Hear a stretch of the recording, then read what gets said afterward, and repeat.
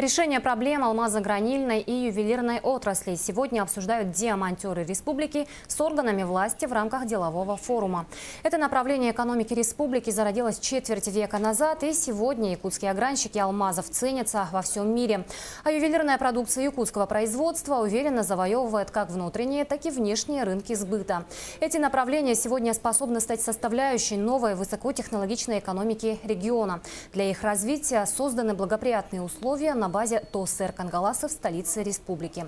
Но главными проблемами на сегодня остается покупка сырья для небольших ювелирных и алмазогранильных предприятий. Сообщество ювелиров и огранщиков предлагает внести изменения в законодательство в части уплаты 18% налога НДС. Размер налога ставит в неравные условия отечественных производителей с зарубежными предприятиями. У нас есть доступ к сырью только для крупных компаний. Компания ростодобывающая компания, и она продает очень большими боксами. Сумма которых порой достигает 150-250 тысяч долларов.